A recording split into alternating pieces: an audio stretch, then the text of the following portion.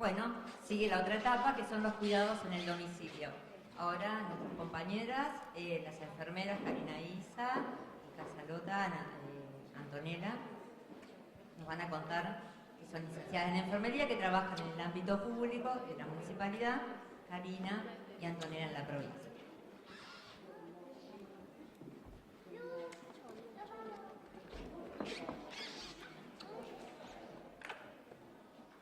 Bueno, ante todo quiero felicitar a las familias, a los padres, que son ellos los que se quedan a cargo las 24 horas en el domicilio cuando un paciente tiene el alta del hospital.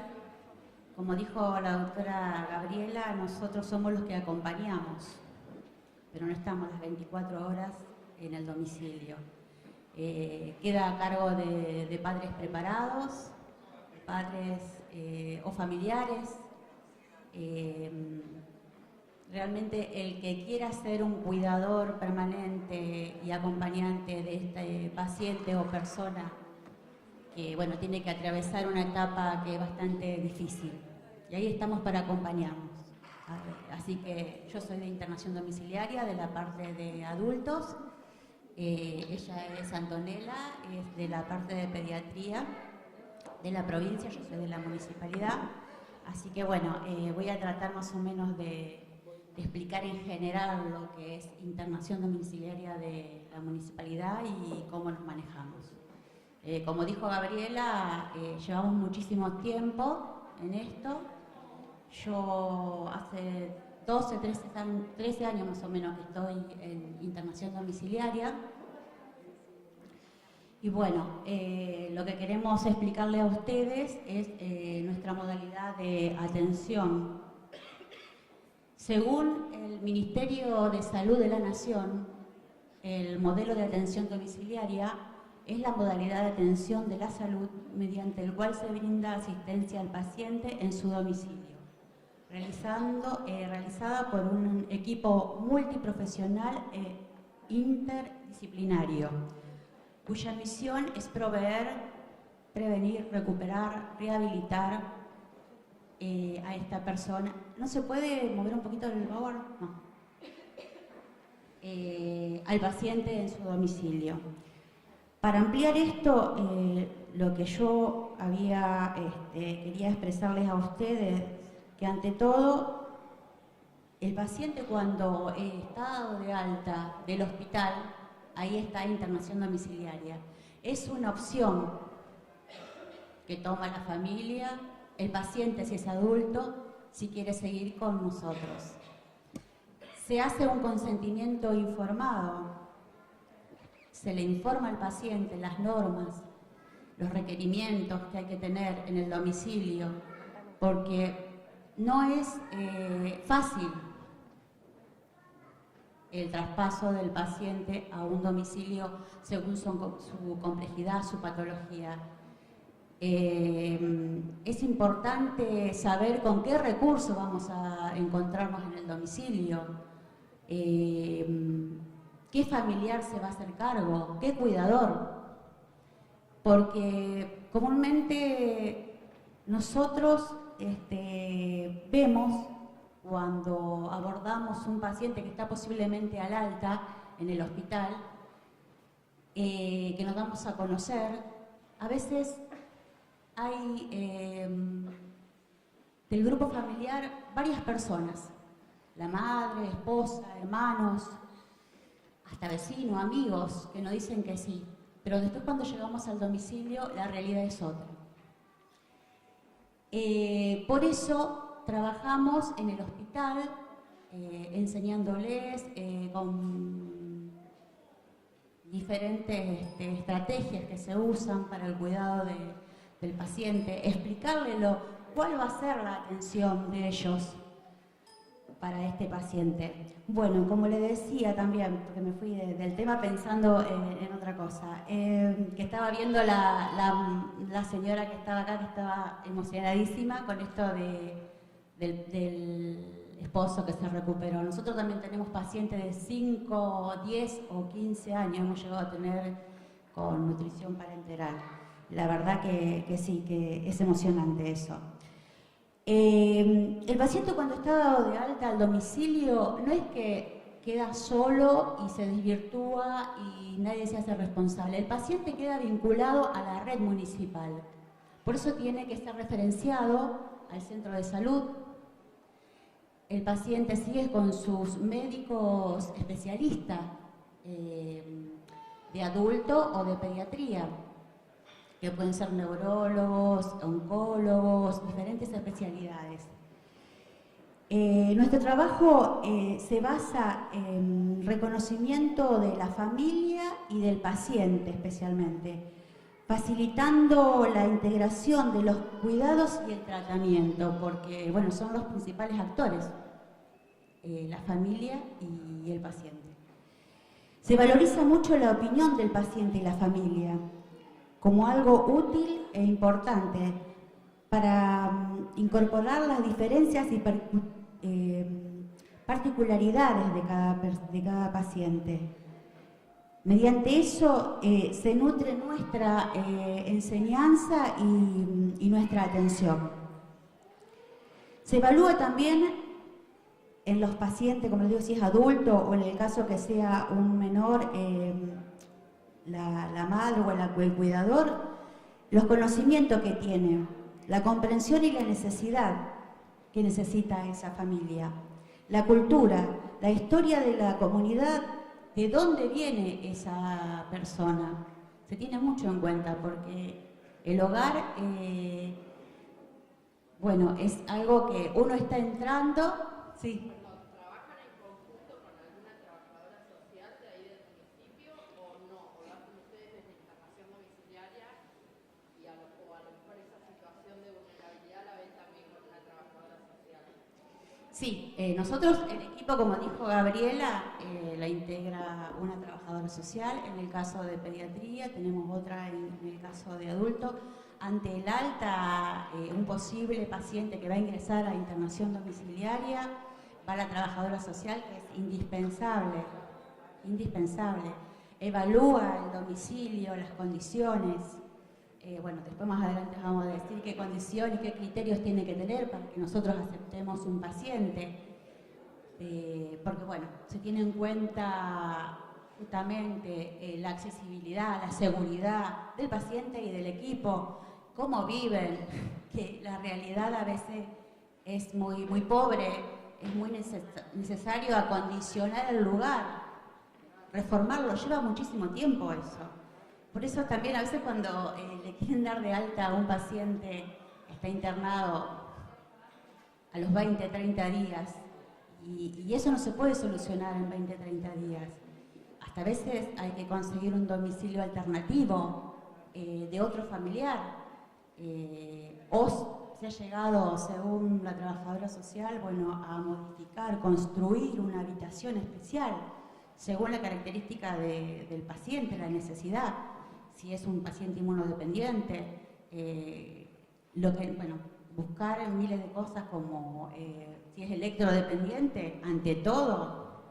Esto, bueno, gracias a la ayuda de esta ley que ha salido ahora, se puede conseguir eso, los regeneradores eléctricos. La modificación por motivos sanitarios. Sí, totalmente, pero bueno, esto anteriormente no se hacía y era muy complicado y muy arduo el trabajo de todo el equipo para lograr eso.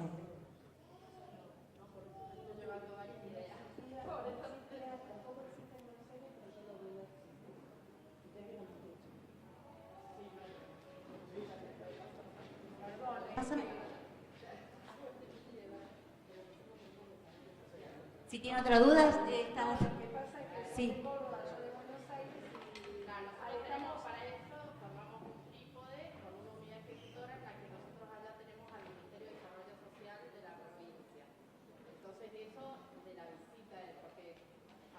¿Ustedes serían de un grupo de internación domiciliaria? No, nosotros somos la Asociación de Electrodependientes De de Córdoba. Córdoba. Entonces, recién hablábamos con el directivo de EPE que dice que vos llegás, la mayoría de las personas electrodependientes están en situación de vulnerabilidad. Seguro, siempre. Una 80 Sí. y 20 está un poquito mejor. Sí, sí. Entonces, bueno, tuvimos que hacer también ese trípode como unidad ejecutora, integrar al Ministerio de Desarrollo Social para que con una visitadora social, porque hay algunos que tienen la luz clandestina. Ah, no, perdón. No, por favor, no. Nosotros esa ayuda que ustedes dan desde el municipio, nosotros la hacemos a nivel provincial. Antes de la reglamentación se logró formar una unidad ejecutora a través de un decreto, obviamente del gobernador, con el que logramos que funcione dentro de una de las patas de ese trípode, porque son 3 ministerios, es el Ministerio de Desarrollo Social. Y la mayoría de los hogares, como decían, son de alta vulnerabilidad, algunos son asentamientos donde hay un electrodependiente, entonces teníamos que lograr que pudiera tener la luz, el servicio conectado en forma legal, y muchos que no están en un asentamiento, pero sí tenían la luz en forma fraudulenta, o sea, clandestina. Entonces, bueno, todo ese trabajo se va haciendo a través de, ustedes tienen el EPE, que en nuestro caso es EPEC, y también a través del Ministerio de Desarrollo Social, esta tarea que ustedes hacen, que para nosotros es muy importante, tanto como el apoyo de una internación domiciliaria que sea en las condiciones que debe ser, que haya una trabajadora social o un grupo de trabajadores sociales que atiendan lo que nosotros llamamos que la incapacidad empobrece. Yo siempre digo, la discapacidad empobrece, pero también dignifica, y entonces es ahí donde nos unimos para reclamar por derechos. Pero bueno, esto que yo te consultaba, porque es tan importante que una familia también apoyada por el municipio, o en nuestro caso por la provincia, también tenga el apoyo de un trabajador social, bueno, así que bueno, me parece bárbaro esa conjunción que hacen para que se pueda atender la problemática en general de la familia. Claro, exacto. Claro, como te decía eso, o sea, nosotros abordamos el paciente estando internado. Ahí lo conoce el grupo de internación domiciliaria. Se le pregunta a la familia si va a aceptar las condiciones, las normas que va a tener que cumplir en el domicilio. Y al presentarnos, bueno, estamos los enfermeros, los médicos, la trabajadora social es fundamental. Es la que evalúa después el domicilio, con quién va a estar, cómo se compone el grupo familiar, porque no solamente el paciente, sino todo el grupo familiar. Y ella, bueno, tenemos muy buenas referencias de nuestras trabajadoras sociales y el trabajo que han realizado, ya te digo, que han conseguido muchísimas cosas. Y por ahí a veces los pacientes nos preguntan a nosotros, y algo ya vamos saliendo por lo que vamos escuchando, pero decimos, te vamos a mandar a la trabajadora social para que te guíe, te ayude, te diga dónde tenés que ir para conseguir tal cosa. Sí, eso es fundamental. El equipo es importantísimo.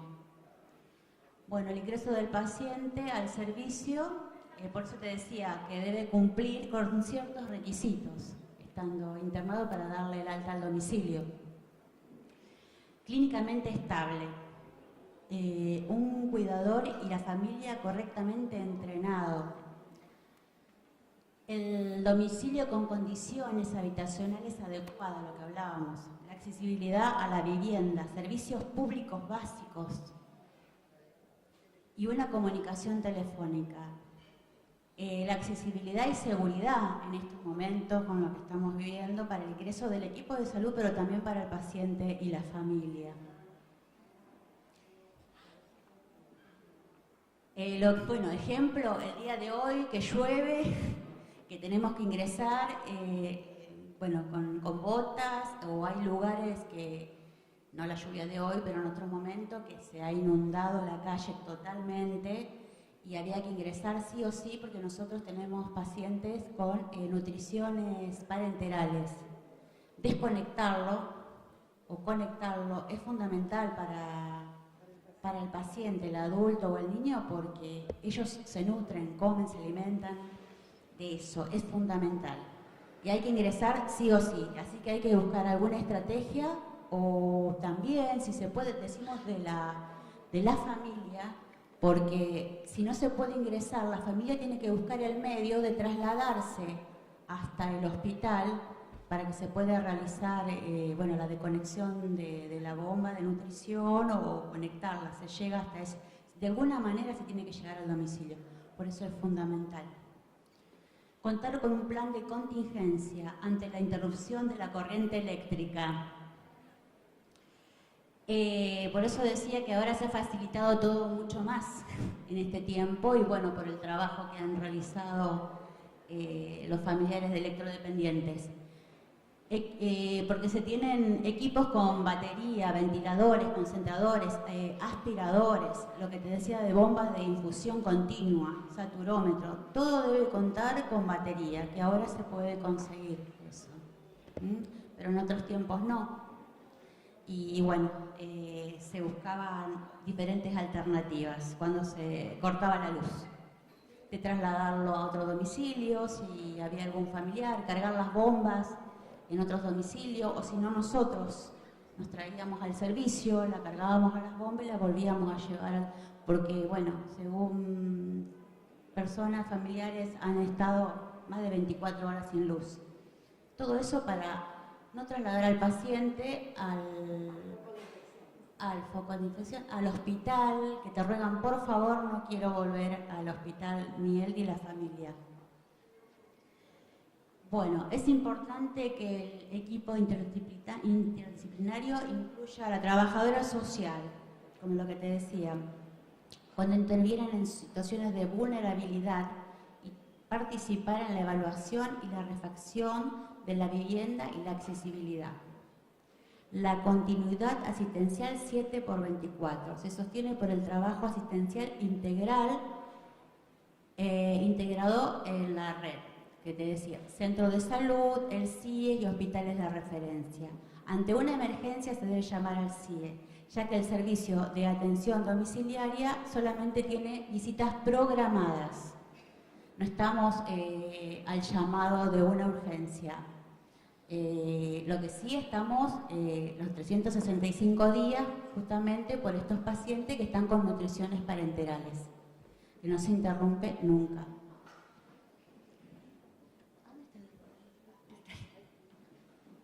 Bueno, la higiene y cuidado de pacientes de enfermería en la casa. Estrategias para un cuidado sostenido.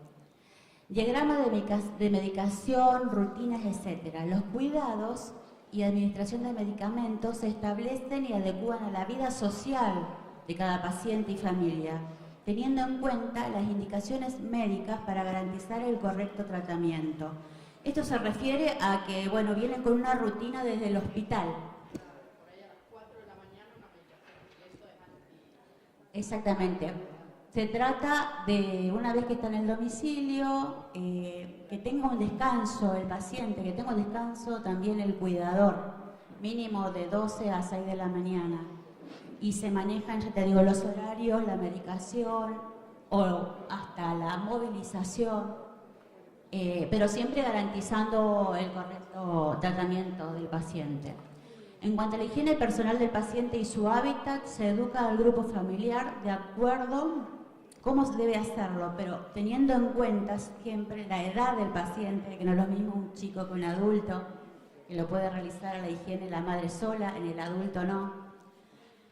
El diagnóstico y la complejidad también, porque estos pacientes tienen, bueno, sonda nasogástrica, yeyonostomía, colostomía, talla vesical, traqueóstomo, gastrostomías, y en ese momento de la higiene del paciente se lo educa al familiar para los cuidados de la piel, que lo observe en el adulto por la formación de escaras, es fundamental. Así como también tener en cuenta un ambiente y una temperatura en condiciones acordes a la edad del paciente y considerando los recursos disponibles en el hogar, porque también no vamos a pedirle al familiar, bueno, que haga una refacción, sino mantener lo que se puede, lo que tenga disponible el paciente en el domicilio para realizar la higiene. La importancia de la comunicación y el soporte para la disminución de la sobrecarga del cuidador principal. Es fundamental mantener una comunicación fluida entre la familia y el equipo de salud. Es charlar, hablar todos los días y ver los temores, los miedos que van sucediendo a medida que transcurre el paciente y en el domicilio, y pasan muchísimas cosas. Se realiza la alfabetización, la sanitaria, o sea, sería como que ellos se familiaricen con el manejo de todo lo que implica estar un paciente de alta complejidad. Por medio de técnicas educativas, entrenar, adiestrar para que la terapéutica indicada sea eficaz y para que los cuidadores se sientan confiados, acompañados y no agobiados. Como se decía anteriormente, que siempre es la madre la que está y la que queda, porque las esposas, hermanos, cuando tienen su familia, tienen trabajo, hay que cuidar mucho al cuidador principal, porque también ese cuidador principal que puede sufrir enfermedad, puede tener que viajar a visitar a alguien, tiene que realizar algún trámite, tiene que haber un segundo cuidador, es importantísimo, o alguien también que se haga responsable del paciente. Para ello se deja información por escrito de la terapéutica cotidiana y el manejo inicial de la emergencia que pueda llegar a ocurrir en el domicilio. Ejemplo, bueno, nuestros horarios y los teléfonos del servicio. Estamos de las 7 de la mañana a las 7 de la tarde, pero la secretaria está a la mañana. A la tarde no hay nadie. Entonces lo que tiene que hacer es llamar al servicio de emergencia del CIES, que se puede comunicar con nosotros que estamos en los domicilios en la calle.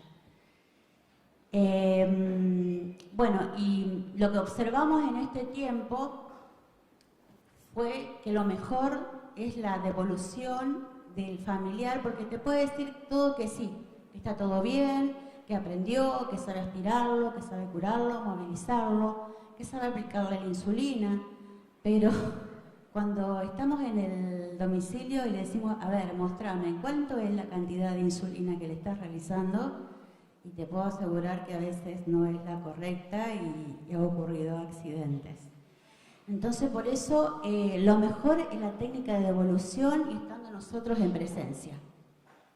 Y cosas que van surgiendo también en el domicilio, como nueva implementación de tratamientos, una enoxaparina, cómo hay que aplicarla si el paciente queda postrado, que nos devuelvan la técnica y a ver quién se anima, porque una vez que está en el domicilio, alguien se tiene que animar. Y no es conveniente tampoco que la familia se ponga en gastos por una técnica que ellos pueden estar capacitados. Así que bueno, ¿está ahí terminado?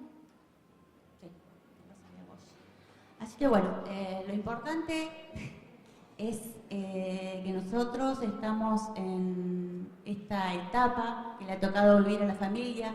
Comúnmente en adultos son casos agudos, como traumatismos, pacientes oncológicos, hacemos tratamientos de cuidados paliativos en pacientes terminales.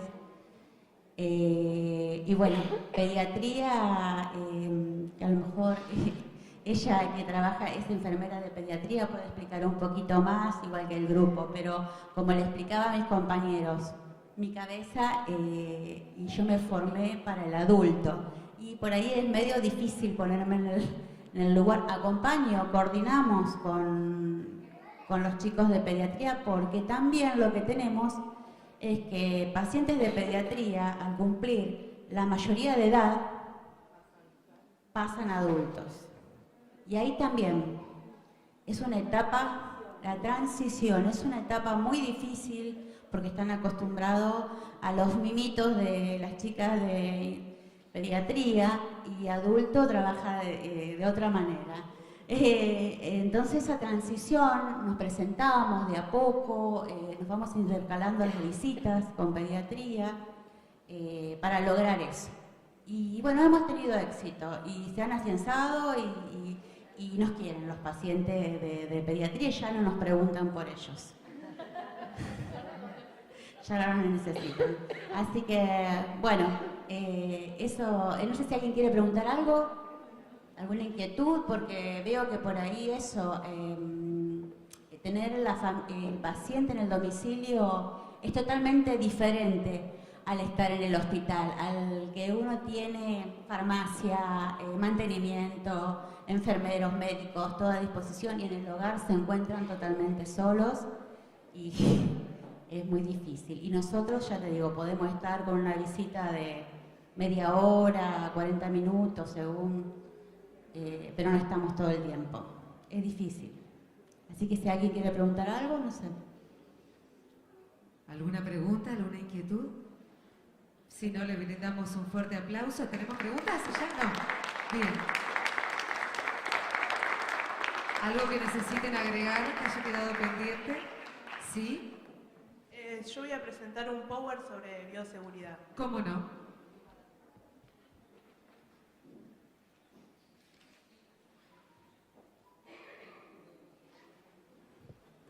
Bueno, ¿qué tal? Mi nombre es Antonella, como ya les comentó Karina, soy enfermera de atención domiciliaria pediátrica. Y hoy les preparé un tema sobre bioseguridad en atención domiciliaria. Bueno, primero que nada, definirla.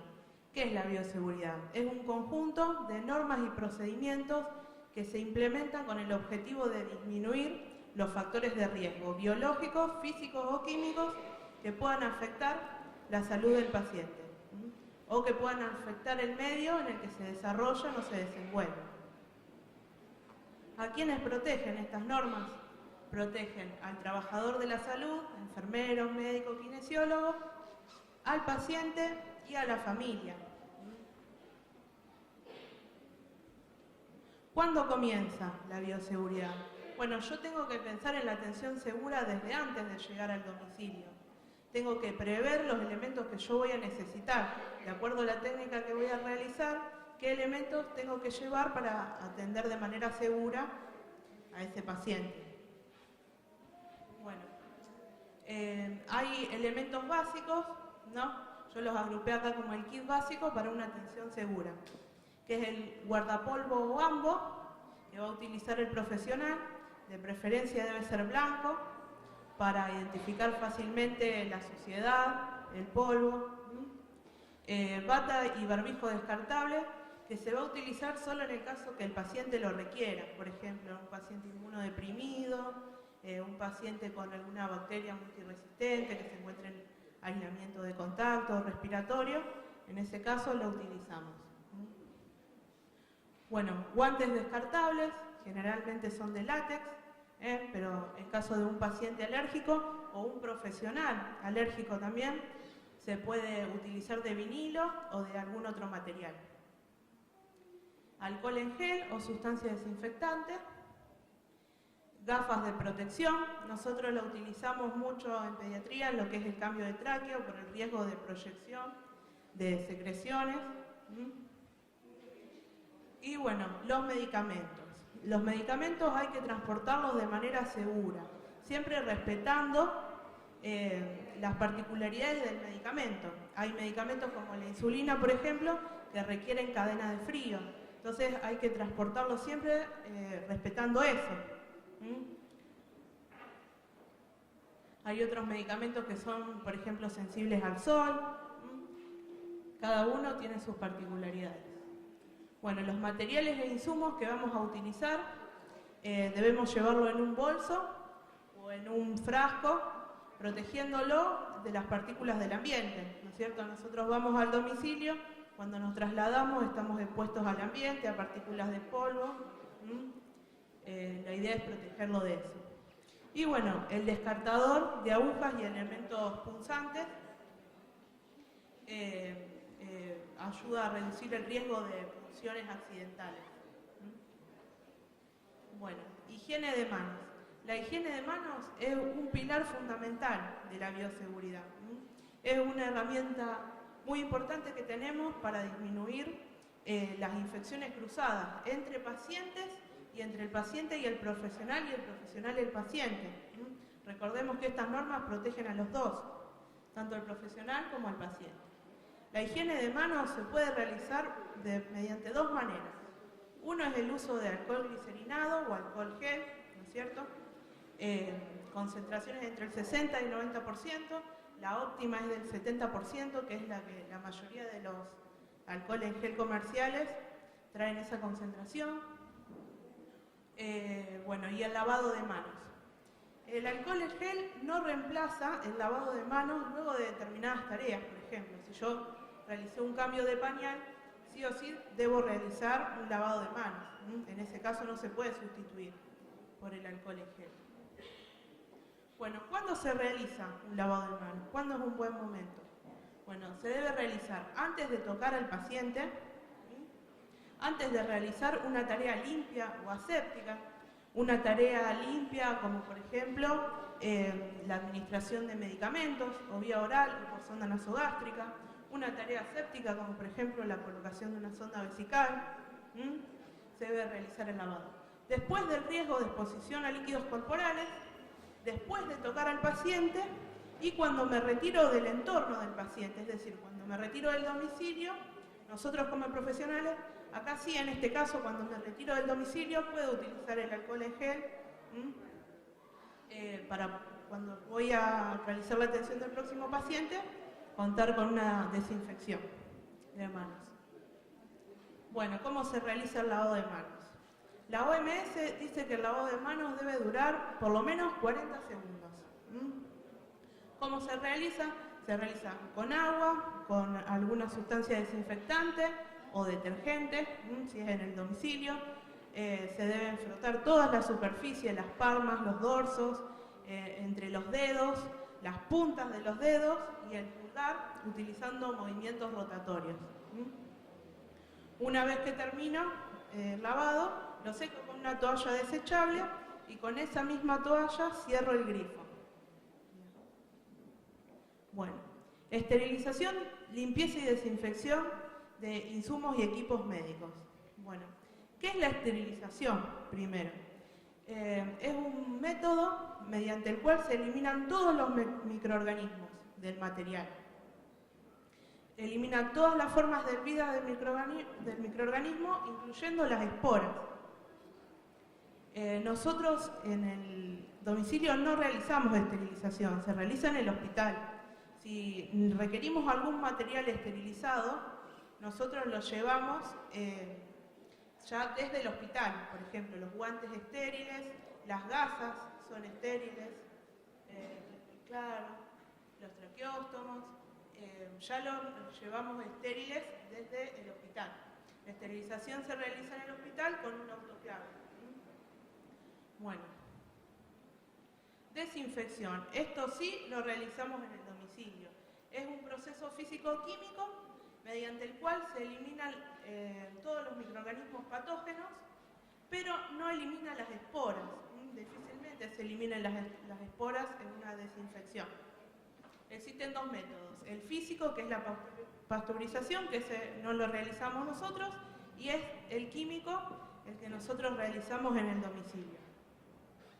Los agentes desinfectantes que utilizamos normalmente para desinfectar cosas en el domicilio son alcohol etílico, que ya hablamos que la concentración era el 70. ¿Para qué lo utilizamos normalmente nosotros? Para la desinfección de las manos y para los equipos, ¿no es cierto? Bueno, el hipoclorito de sodio o la lavandina, que debe ser concentraciones menores al 5%. En las concentraciones altas a veces uno piensa que mientras más concentrado, mayor es el efecto bactericida y no. Prima el efecto blanqueador a las altas concentraciones y no el desinfectante. Por eso, con una concentración del 5% está bien. ¿Para qué lo utilizamos esto? Para las superficies, los pisos y los equipos médicos. Podemos lavar los aspirativos con esto. Podemos desinfectar. Bueno, otro desinfectante utilizado es el Pervinox o iodopovidona. que se usa ¿para qué? Para la desinfección de heridas. ¿Y qué más? Nosotros lo solemos usar mucho para los traqueóstomos. Una vez retirado la cánula de traqueostomía, la lavamos bien, la limpiamos. Nosotros nos ayudamos siempre de una sondita, porque por ahí alguna secreción puede quedar impactada en la cánula, y nos ayudamos de una sonda para retirar bien todo. Luego, una vez que está limpio, lo podemos sumergir algunos minutos en alguna dilución de Pervinox. Lo ponemos en un recipiente destinado para eso, de Pervinox diluido. Muy diluido porque puro puede ser corrosivo para el plástico. Entonces, lo dejamos 1 o 2 minutitos sumergido, ya es suficiente para desinfectarlo. Bueno, y la clorhexidina, que se utiliza para la desinfección de manos y material también. Bueno, el agua oxigenada, que se usa para las heridas, desinfección de heridas. Bueno, la limpieza, nombrarla nada más para diferenciarla del resto, lo único que hace es eliminar la suciedad, no de la superficie. Bueno, bioseguridad en oxigenoterapia. Bueno, primero que nada, definir la oxigenoterapia, que es la administración de oxígeno con fines terapéuticos. Nosotros, cuando hacemos oxigenoterapia en domicilio, básicamente tenemos 3 modalidades básicas de equipos para elegir. Tenemos el Freelox, que es el tanque, que tiene una capacidad aproximada de 40 litros. Adentro tiene oxígeno líquido y tiene un medidor electrónico de carga. También cuenta con una mochila de aproximadamente 1 litro que se puede cargar con el tanque principal. Es oxígeno líquido y no utiliza electricidad. Esa es la ventaja que tiene. Bueno, el concentrador de oxígeno, que sí utiliza electricidad, lo que hace es separar electrónicamente el oxígeno del aire ambiente. Toma aire ambiente, lo separa el oxígeno y puede entregar oxígeno concentrado al paciente. Esto sí requiere electricidad. Bueno, tubos que contienen oxígeno gaseoso, hay de distintas medidas, de distintos tamaños, distintas capacidades. Obviamente el tamaño del tubo que vamos a elegir depende con la necesidad del paciente, ¿no? También existe una versión de transporte ultraliviana. ¿Sí? Ajá, ahí está. Bien, este es el concentrador. Muchas gracias. Este es el que le comentaba que funciona eléctricamente. También viene una versión portátil, ¿no es cierto? Exacto, sí, que se carga y tiene una batería que te da cierta autonomía para el traslado del paciente. Bueno, importante. Siempre que se elija el concentrador como método de oxigenoterapia, si el paciente es totalmente dependiente de oxígeno, tengo que tener sí o sí un método de respaldo, porque funciona electricidad. Generalmente se elige un tubo de diverso tamaño que me pueda dar autonomía, me pueda servir de respaldo cuando se corta la electricidad o si se descompone porque es eléctrico. Siempre tengo que contar con un plan de contingencia, como le decía Karina. Bueno, medidas generales para los equipos de oxigenoterapia. ¿Qué debo tener en cuenta a la hora de cuidar el material y a las personas que lo rodean? Bueno, siempre hay que alejarlos de fuentes de calor. Lo ideal es que esté en una habitación diferente de la cocina, siempre. Exacto. Es fundamental, sí. Claro, que no lo lleven a la cocina, que no lo lleven al lado de las estufas. Se puede calefaccionar con un aire frío-calor, sí, un caloventor, pero no con un medio que utilice combustión. Bueno, no fumar en la misma habitación. Por ahí, Karina, que hace adultos, a lo mejor tiene algún paciente con oxígeno que fuma, puede ser. Bueno, es importante decirle que si va a fumar se debe desconectar el oxígeno porque hay riesgo de incendio. La familia tampoco debe fumar cerca. Si se produce un incendio, inmediatamente se debe cerrar el equipo. por el riesgo de explosión. Una vez que se evacúa el paciente del domicilio, ahí se puede continuar con la oxigenoterapia. Bueno, siempre tienen que estar en lugares ventilados, debe estar en posición vertical. En el caso de que haya un tubo de oxígeno, siempre debe estar fijado a la pared con una cadena, porque por ahí tenemos chiquitos que corren, se lo pueden chocar, se cae y puede lesionar a alguien. Así que siempre debe estar bien asegurado. Bueno, en posición vertical no debe sufrir golpes la llave de paso. Bueno, hay que limpiarlos una vez a la semana. ¿Por qué? Porque el oxígeno tiene la particularidad que puede reaccionar con sustancias orgánicas. Entonces, si se deposita grasa, puede combustionar. Hay que lavarlo, lo ideal es lavarlo con un trapito con agua. No se deben utilizar aerosoles cerca. Si quieren desinfectar el ambiente con lisoform, deben llevar el tubo a otra habitación o el equipo que sea, llevarlo a otra habitación, desinfectarlo y luego de una hora recién volver a llevar el equipo. Bueno, y por último, cumplir con las revisiones que están propuestas por las empresas.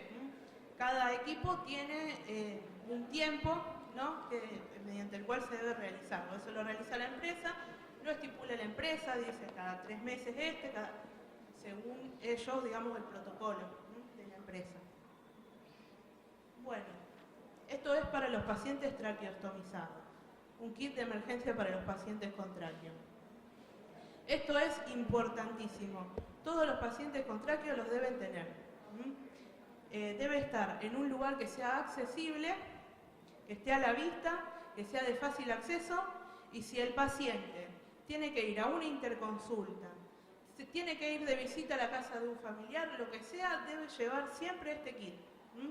Porque ante el riesgo de una decanulación accidental, en el caso de los pacientes pediátricos, o una obstrucción, es lo que me va a asegurar que yo pueda actuar rápido y pueda asegurarle la ventilación a ese paciente. Fundamental.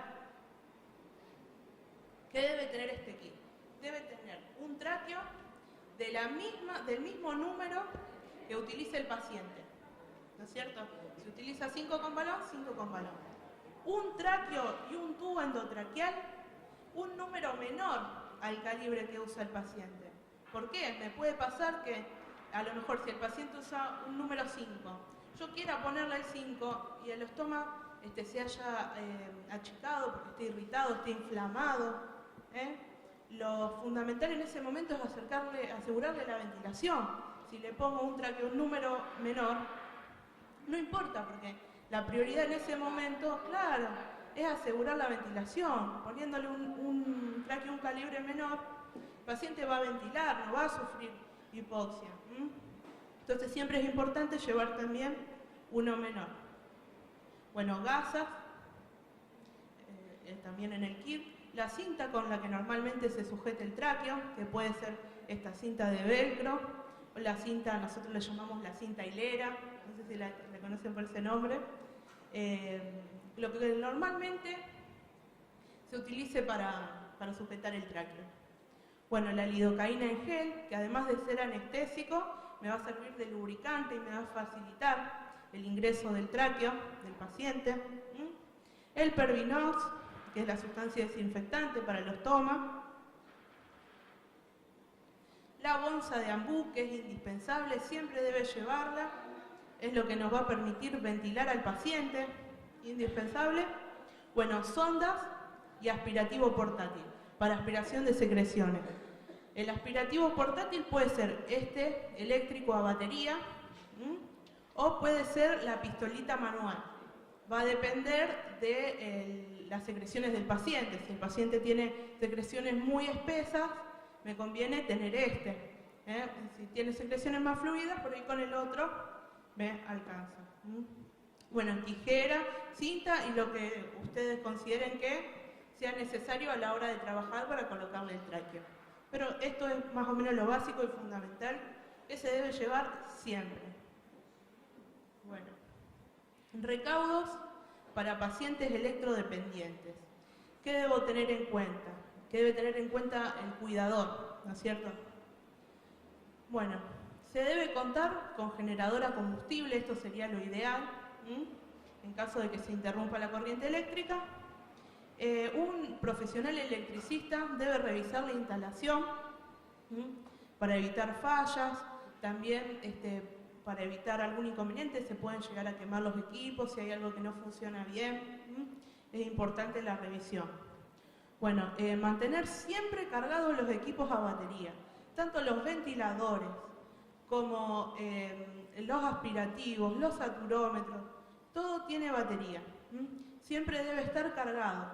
Yo no debo utilizarlo como tiene batería, por ahí a veces uno piensa, bueno, lo puedo llevar al living, pasa que si se te interrumpe la corriente en ese momento, vas a necesitar esa batería. Entonces siempre tenemos que mantenerlo enchufado y que la batería se utilice como respaldo. Bueno, revisar la carga del tubo, como ya dijimos en el caso de los concentradores, siempre se debe contar con un método alternativo. En el caso de que ese método alternativo sea el tubo, revisar siempre que esté cargado para el momento de utilizarlo, ya contar con el tubo cargado. Bueno, las empresas deben realizar las revisiones, como ya lo hablamos, y esto es muy importante. Siempre que se corta la luz, se interrumpe la luz, se debe llamar al CIES. ¿Por qué? Porque los equipos cuentan con batería, sí, pero esa batería es limitada y además es variable. Son baterías de litio que de un año a otro pueden variar mucho la capacidad, la independencia, ¿no? A lo mejor un equipo que hoy te da 12 horas de autonomía, como son baterías de litio al año pueden decrecer hasta un 50%, entonces por ahí uno está confiado, pero este me da 12 horas y después en el momento se agota más rápido. Siempre tener en cuenta que las baterías de litio son variables, ¿no? Va decreciendo. Exacto, ¿no?